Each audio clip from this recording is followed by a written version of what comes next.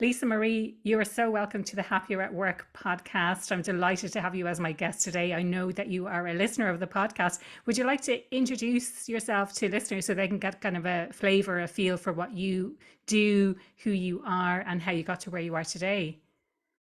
I would love to, and thank you so much for having me. It is truly being here, happier at work. So this is the joy of being able to be here with you. So my name is Lisa Marie Platske, and I own a business, Upside Thinking, that I have had for 17 and a half years. Love this in the leadership development space. Started it off as a training company after I left federal law enforcement, where I actually did leadership training there as well for the federal government in the United States of America. And in that work, I ended up at a crossroads, and getting married was going to have a competing career with my husband. And so I made the decision to take a left instead of to go straight and open a business. And in opening the business, I got to tell you, nobody told me about business, about I certainly didn't talk about happiness. That was not what it was about. It was about, like, you know, being connected to freedom and fun and flexibility, which allowed me to then be happier at work. And in my leadership journey, this having a business has been the most challenging journey that I have had, that I've been on, which you probably understand yourself in having in being in Absolutely. that world. And I now have moved uh, almost 11 months ago to Richmond, Kentucky, after living in a variety of places in the United States. And the majority of my work now is in the space of leadership coaching with business owners and their own journeys to health, happiness, success, and meaning. And I would say that with the events and the retreats and the conferences that I have put on for the last 15 years, it once again, the business serves as a great big teacher for me. Mm. So I am its student. I can absolutely relate to so much that you said there. And like the first thing you were saying about being involved in federal law enforcement, all I can think is like the TV shows that I've seen, and I'm wondering, is that what it's really like? And the books that I've read, and no, that's not really what it's like. Okay. She's It's shaking her not. head And here for people who can't see. well, I love you asking that, because that's what I thought. Like, I don't know if you've ever heard of the show Charlie's Angels. Yes, yeah, yeah. So like that's what I thought. Like, I thought, like, oh, this will be like an episode of Charlie's Angels. Like, I will get to, have the cool place to work. Oh, no, no, no. I show up, and it's the piers of New York, and it's dirty, and it is like rat infested, and it is like, there is no desk that is mahogany with my name on it. There is none of those things. And I have to say that the disconnect that my brain had with what I had seen on TV and what I actually showed up for was like, how did this happen? And then, just the journey of being a woman in a career that it sounds like it would be something that would be sexy, or something that would be um there's a camaraderie in law enforcement. But I have to say, it was hard. Like, it was really Yeah, hard being in there and being a woman where there just weren't very many. yeah. And did I have benefits from that? Absolutely. Like, there were certainly definitely benefits in some ways to being a woman in law enforcement, but there were also ways that it was equally confronting and challenging. Yeah, yeah, yeah. It's really interesting. And, kind of bringing it back to what you're doing now, like, yes, absolutely, 100%. If someone had told me what it was like to run a business before I set up, I probably would have opted out of this. I went into business very naive, and I'm not afraid to admit that. I'm very naive about a lot of things. And I'm definitely learning something I would say probably every day. And as we mentioned before we started recording, IT issues, and I'm my own IT person at the moment, so I'm learning a lot about that stuff as well. Um, and I'd love to say I can outsource that, but it's the kind of stuff that it's on my actual laptop. So without having to give my laptop away, it's probably something I have to actually do myself. Um, but kind of bringing it back to what you do now, and something that I'm really interested in is leadership equity, and in particular because I'm a woman and because I've experienced sexism in the workplace, because I've experienced misogyny. That's something I'm quite interested in, is supporting women to get to those more senior positions and supporting men and getting men to be our allies. Is there something that you're noticing in what you're doing now that kind of reflects or mirrors what it is that you saw when you were working in law enforcement? It's so fabulous that you bring that up, because when I started my business originally, so being in law enforcement, I primarily worked with men. And then opening my business, the clientele that I got were primarily men early on. And the reason why is because the energy of which I brought from being in law enforcement was such that there could be a relatability to that. And the other thing is I'm direct. Like I'm never, you know, I have over time learned the value of empathy and the value of forgiveness and kindness and all of those things. And my passion, my extreme passion for things and directness sometimes has people go, like this is, I'm not used to that. And especially in this female body. And so that being said, the early on business was a lot of men that I went into their organizations and did the training and the presentations and the working with their teams. And then what happened is, as my writing, my writing, my online writing, my marketing, my newsletters had sort of a feminine spin to it, I began attracting women. And as that happened, I was like, this is interesting because I've not experienced this before. And then my coaching programs became all women. And I was like, that's really interesting. And what I realized for myself, much as I say that the business is a teacher, I needed to learn how to operate in that space, and in the space of which was different in how women were interacting with other women and also in the workplace. And so 3 years ago, approximately, I started to get men again come in droves into my coaching programs. And I was like, what is this? And now there's this blend, where I'm looking at the numbers for my annual conference in January, and it's a 60-40. And it used to be where it would be 90-10, not, Wow. 90% women and 10% men. And it would be like, one here. And so when you talk about like noticing, like, what are the trends and what am I seeing? And what I have found is that, and maybe this is true for you, is that every experience that I've had, like all of the things in law enforcement, and then that piece of working early on with men, and then working with women, and then to working where, like, everything that am doing today, I got all of those things that I needed along the way in order for me to do what I'm doing now. And if I wouldn't have had all of those experiences, I wouldn't be able to do what I'm doing now. And what I'm noticing is that there is this need for allyship in both ways. There's a need for men to have allies as women, in the sense that for many of them, and I work internationally, so it's not like I work only in the United States. And so there's different things depending on whether or not it's a German company or a Brazilian company, or, I will say there's certain cultural differences. But overall, when we look at men and women, and what I'm in the noticing of, that desire to bring whole self to work, Mm.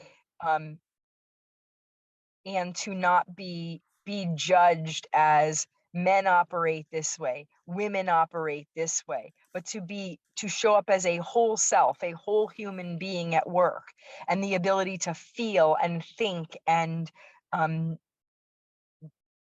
bring all gifts and abilities and talents and experiences is something where men need women to be allies in the permission to bring whole self and topics that are sometimes delicate.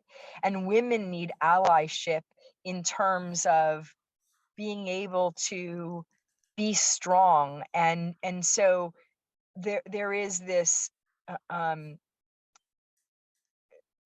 this um you'll sometimes hear people speak about whole brainedness, like a left brain, right brain, like whole brainedness.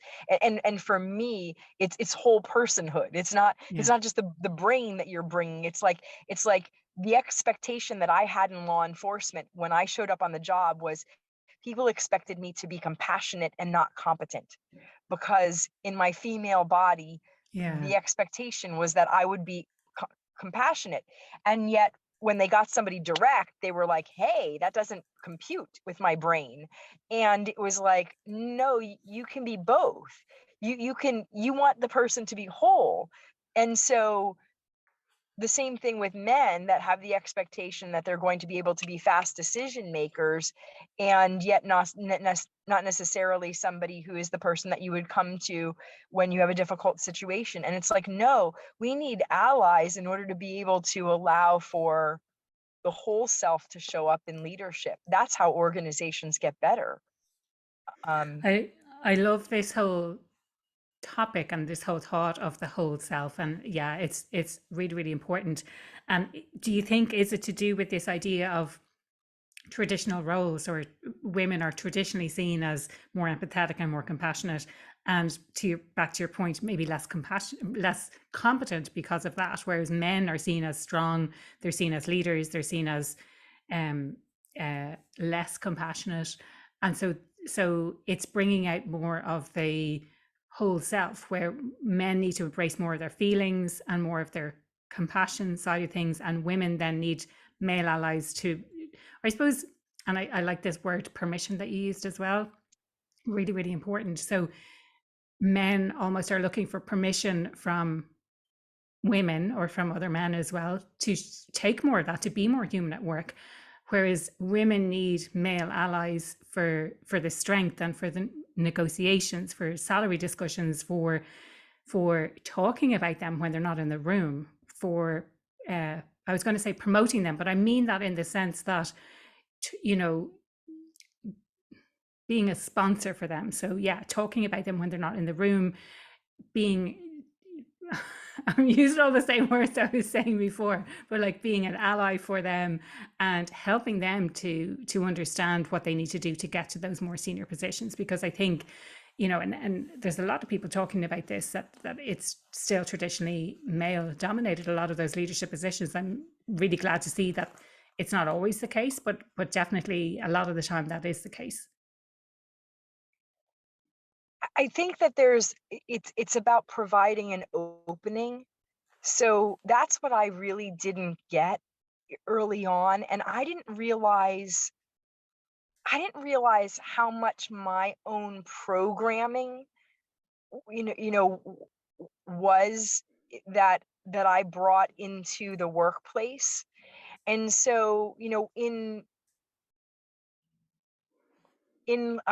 Daniel Goleman's work around emotional intelligence, he speaks about the importance of there's 26 competencies, and to start, and five major elements, and then the various competencies under each of them. And at the most basic level, he speaks about self-awareness. Like, before you can get anywhere, you've got to be self-aware, Mm. and then you can get to self-regulation. And when I think about that, it's like I walked into the doors of law enforcement and my business, not just law enforcement, but and my business, with this sort of like basket full of, bag in my hand, without realizing it, and consciously aware of, like, here are the ideas, beliefs, norms, that I'm showing up with. And so in in in my being told over and over and over again that um, there was a certain amount of a certain way that uh, um, that people should behave. People should behave. That shows up, and I believe that in work environments, that's one of the pieces that is often not considered or taken into consideration. And so when I showed up at the academy, I remember, I can look back now, and in fact, as you're asking me this, I'm like, oh, that's so interesting. There was a gentleman who used to say to me, Lisa, be nice. And I went, or you should be a little nicer, or something like that. And I went, oh, that's really interesting. And like I say, didn't realize this until like 20 years later. It's that the definition of what good girls do, Yeah. or you know what I mean, would be What it that they're means to be a nice. woman. Women are nice. Exactly. Yeah. And so because I'm outspoken, the expectation is like, that doesn't make any Yeah. sense. That doesn't. And even in my relationship with my husband early on, it was the same thing. It was like, be nice. And I was like, what are you talking about? And now my husband gets that passion that I have, that passion for life. And that it is such that, I was raised by a single mom who suffered tremendously from the hands of men, where I called the police to come in and save the day, to um, at the hands of domestic violence, because she was being beaten up. And my mom made it, um, to my sister and I, gave us permission to Mm. have a voice, to so I was the one that picked up the phone and called the Yeah. police and said, come in. And so in that, my realization that I have a voice, and it is my responsibility to use my voice to make the world better. And that is what the work is that Mm. that's the work that I do. And so this giving people permission to use their voice is also that if you see other people at work and they've brought their own stuff and their own, things to work, for better or for worse, because, some of it was good that I brought, and some of it not so good, and some of it limiting, and some of it, very expansive. Can you really understand that in this group of humans, that are coming into the workplace or that you're working with, that they all have their own, beliefs and limitations, and that creating a space with permission, where it is open enough that you can be vulnerable, speaking about whatever it is that you want, and that you will not be reprimanded, shamed, Mm. blamed. That's what allows the organization. Leaders who do that allow organizations to thrive. And so I can look back now and go, oh, that's the reason why I said that boss was a good boss. It's not because, they gave me awards or did other things. It's that the workplace was such that my opinion counted. And Mm. then if I go back and look at the research and go, oh, there's research in a book called The Leadership Challenge, and they say that like the top two reasons why they don't stay at a workplace, not The Leadership Challenge, excuse me, that's not true. It's in the book, what the world's best organizations do.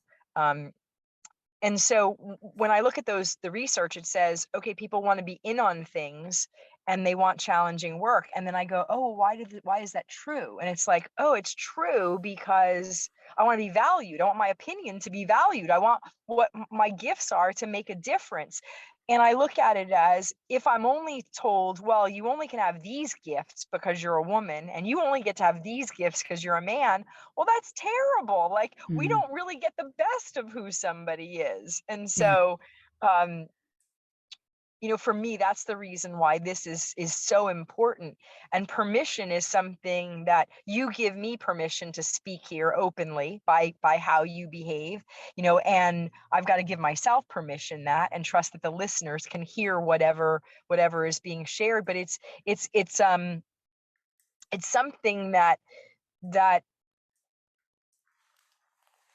is very is very um is very much around culture, Yeah. and how you and what you value in life, what your core Yeah. values are. Yeah, absolutely. There's a few things I'd love to kind of touch on, love to pick up on there. And this is like what you've said about the ideas, the beliefs and norms and what we're showing up with. And I suppose this, one of the ideas I have, and I think um, kind of making inferences from what you're saying, uh, we take those with us from job to job. So I certainly have done that where I've worked in one organization and you know, and in the research that I've done in this concept of fit and how we fit in at work and how the environment influences us as much as we influence the environment, that we take those beliefs and norms with us into the next job. And then we kind of, we understand what's kind of accepted there. But if what we continue to believe is not helpful to us, then that can be detrimental for the organization. Going back to your point on limiting beliefs. So any thoughts on that, and how we take our beliefs and our behaviors from one organization to another, and maybe what we could do to address that when they're not helpful, or how to understand maybe what's going on for us?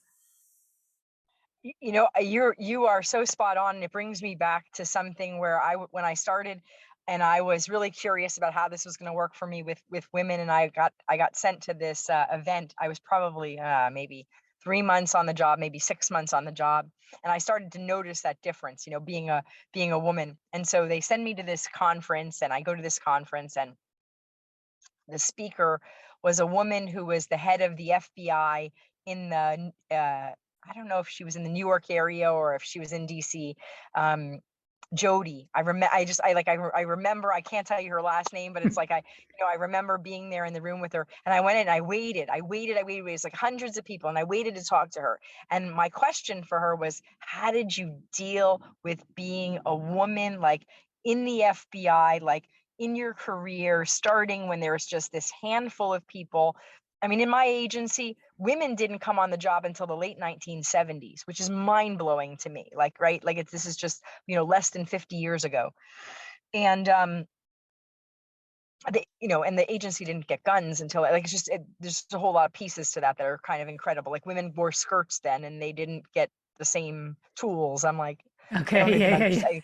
I can't even my head can't even wrap itself around that. So yeah, as I asked this woman this question, and it was in 1994, and she's like, she gives me an answer that at the time I was annoyed with, because she said, well, you know, they're just there's just no difference.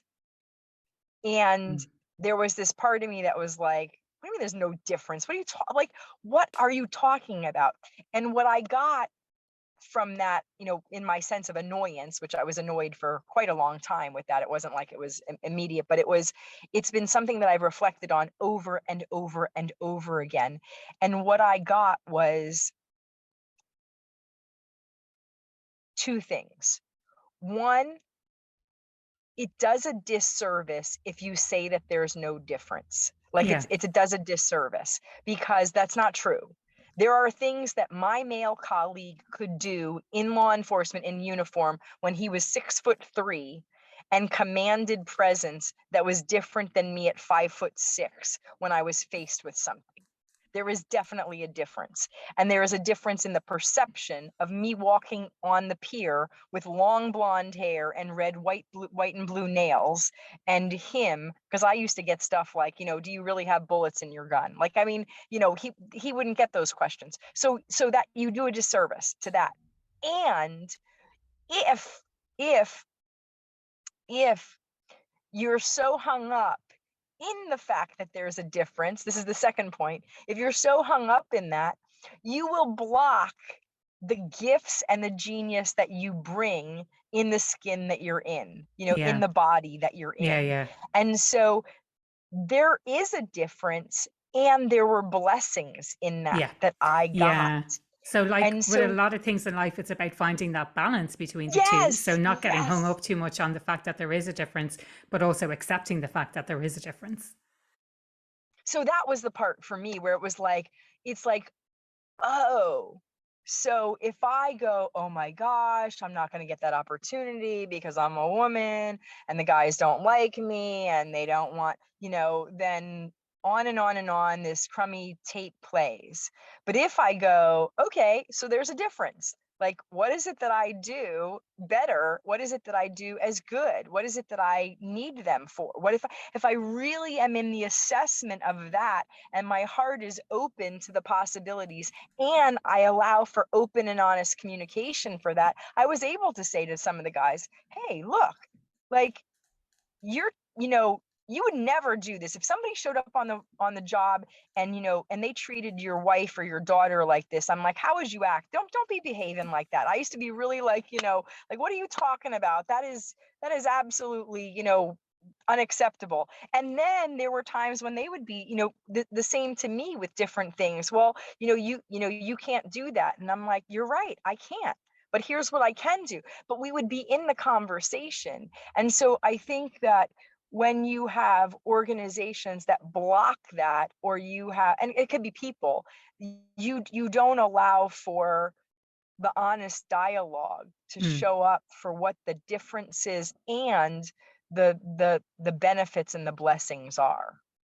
I love that. And that can be applied to so many different situations as well, I think. The other point that you referred to earlier was this idea of managers creating that environment where people feel safe to speak up. And coincidentally, as we're recording this, so, maybe a few weeks before the podcast actually gets released, but today I posted on LinkedIn all about psychological safety. So exactly that phenomenon where you create this environment where people feel that it's okay to share their ideas, that it's okay to challenge the status quo, that it's okay to admit to mistakes as well, and being able to create that environment where people feel safe to do that, and kind of how to go about that. Any thoughts on this idea of psychological safety? And I know there's previous podcast episodes if people want to go back to episode 66, episode 69, both of them. And I remember those numbers because I just added them into the LinkedIn newsletter today. But if you want to learn more about psychological safety, you can very welcome to go back. But any thoughts from you, Lisa Marie, in relation to this concept of psychological safety, or what you're seeing with the clients you work with? Yeah, Or in your own experience, as you were kind of talking about the environments where it has worked really well or hasn't worked in others. psychological safety is such an interesting topic, and there are so many different viewpoints on it, on what it is and how people define it. And for me, a really big thing is that I recognize that one of the beliefs that I carried on in the world early on was that the world wasn't safe, because so many things and experiences that I had in my childhood were such that it wasn't. And I realized that that colored how I interacted with others, because there was this, the world isn't safe, so you can't tell people stuff. You have to keep information yourself. And so behaving in that way wasn't necessarily um, helpful, for the people that I was working with. And so I hear it now in terms of organizations, like organizations. And how I look at it is, if you are not investing in people and giving people individual opportunities to individually grow and Mm. learn within their own personal leadership. Like, I am responsible for my own, my own leadership journey, and you are responsible for yours, and every person is. If you do not have a culture where you're allowing that, I don't care how many trainings you give people on psychological safety or how much you use it as a buzzword, it ain't going to work. Like, Mm. individually, people have to come to their own level of safety before they can engage in a space and create it for others. Yeah. And so I find, like, that's one of the things where you'll hear people create programs, or community, like a community dialogue, and they'll do it online for their organization, or they'll do it like in um, we're going to have discussions or lunch and learns. And it's like, how much do you really know about the people individually on their journey? Because if they are not in a place to do that, that's when stuff comes out in a way that can be damaging to someone. I had a Yeah. retreat not that long ago, and I had a group of people, a group of leaders, and there's one rule that I have, and I did not articulate this rule for the first time in 15 years. And gosh darn it, if I didn't bite me, it was, there is no other coaching in the room other than me. And it means like you don't have the right to coach anybody else. You hear something, you keep your mouth shut. Like, you know, you want to ask permission to talk to somebody about something, great. But like, you're not coaching somebody. They're coming here for the safety of being able to. And I didn't say that as a first time. And somebody said something to another person, and I cringed, like in the front of the room. And I was like, I got to play cleanup now. This is just, you know, and the person remembered it, and it was just not a good thing. And it's because that person is younger on their journey, and Yeah. that person is in their 20s. And I always tell people, you know, me being in my 50s, I just have made more mistakes that I've had to Yeah. clean up, and in cleaning them up, you know, I've gotten to learn more along the way, right? Like that's the hope is. And so back to psychological safety, I think it's brilliant. I think organizations need it. I think they go about it the wrong way oftentimes. Yeah, yeah, yeah. No, I love this idea that it's our own personal development. And as you'll know yourself, setting up in business, I think it's the biggest personal development journey that you can ever have. You know, everything kind of comes to light, all of your issues, all of your mistakes that you've made. Your mindset needs a huge amount of work in order to keep going. You're not surrounded necessarily by an entire team. You have to find ways to make money. So I think bringing this back to kind of from an organization perspective, if we can allow people that space to understand better their own beliefs that they have and go on their own personal development journey to develop as people. And this kind of ties in with this, your original thought around bringing your whole self to work, that allows people to show up more fully, more wholly, and to understand themselves, and touching on the point of emotional intelligence to become more self-aware, and in becoming more self-aware, become better leaders, better team players, um, you know, better all round humans, hopefully as well. Yes. Yeah, absolutely. I'm just conscious of time here as well, Lisa Marie, and I'd love to know a little bit more about what it is that you do. So you mentioned a couple of retreats. So how is it that you work with your clients? Well, I have several, I've got 3 programs, which is my Upside Leaders, my Upside Influencers, and my Upside World Changers program. And in those programs, there is one-on-one coaching, group coaching, and the ability to attend these retreats. And then people attend them standalone as well. So I learned a long time ago that you need to have several things happen. And one is the ability, when you get a question and you write things down, there's something that happens in the brain and that connection to the pen. And I'm sure you understand that versus Yeah. typing, like it's Hmm. different. And so at my events, I give people an opportunity to be in conversation around these 7 pillars of leadership and these 3 elements of courageous leadership, where they get to put pen to paper, and then they have the opportunity to verbally to be in partner shares, so that they verbally express it, because it's a different part of the body. And then there's an embodiment exercise, so that you, as you're learning things, your body has the ability to, not just the mind, but the body has the ability to absorb the information.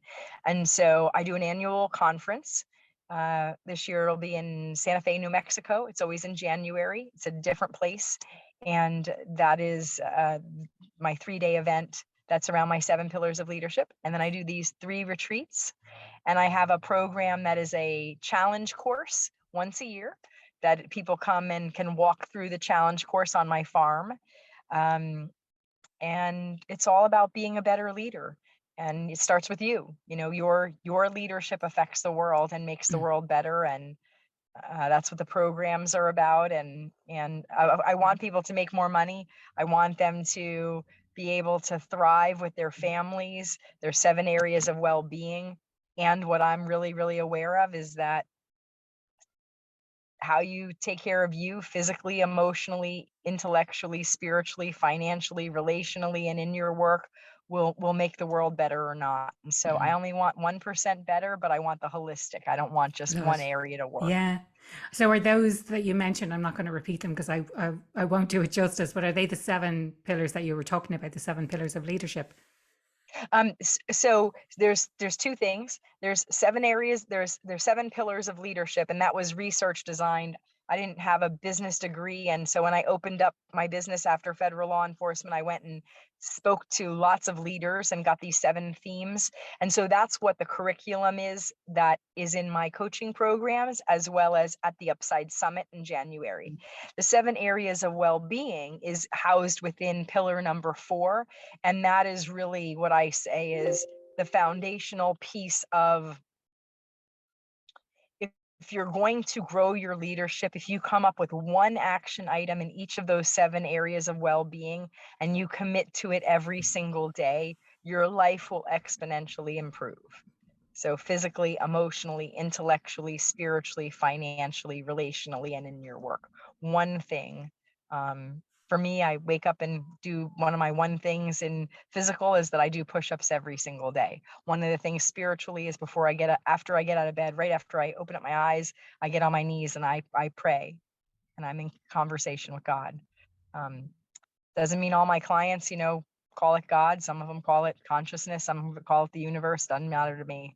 Whatever your connection is your business. So, Absolutely. but having one thing that you're consistent with every single day in those areas makes a Yeah. huge difference. Yeah. Yeah.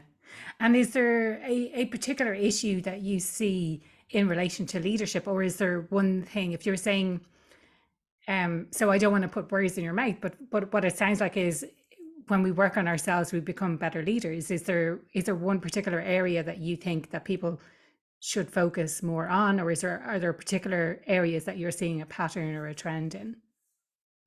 What I believe is one of the greatest areas of leadership is happens to be empathy. Mm, To be a great leader. And the 3 elements of courageous leadership, which is like the 1%, the best of the best of the best, they've got vision and vulnerability and voice dialed in. Their vision is unlocked by clarity. And there's a lot of people who aren't clear about who they are, what they want, or why it matters. Vulnerability is unlocked by forgiveness. And there are people who carry baggage around all day long. And voice is unlocked by generosity, not generosity because I think I'm going to get something from somebody, but true generosity. And all of that, when you're deeply empathetic, you have a heart for people. You use the word human, better human. And so my leadership work, people come to me many times, they're successful. They're already successful. It's not like they're struggling and they're looking to be successful. It's like they're successful and they're going, I'm successful, but I'm empty. Like, why don't I mm, feel better? Like, yeah. if I'm doing all of these things, why am I not at the epitome of amazingness? And so they want more health, they want more happiness, they want more success, they want more Mm, meaning. And meaning comes from contribution, meaning comes from impact. And so that's really what I do, is I work with yeah. people on leadership impacts, which comes from fulfilling your divine mission. And it's not um clients and I make lots of money, but it's more about, am I doing something to make the planet better? How Yeah. am I being a force for good in the world? I think that entire topic is an area I'm so interested in, and it could probably be an entire podcast episode in itself. This idea that, this perception that once we become successful, and you won't see that if you're listening and you're not watching on YouTube, um, but you put that in air quotes because success is defined by different people in different ways. But I think societally, if you have money, if you're famous, like there's these kind of hallmarks, let's say, of what it means to be successful.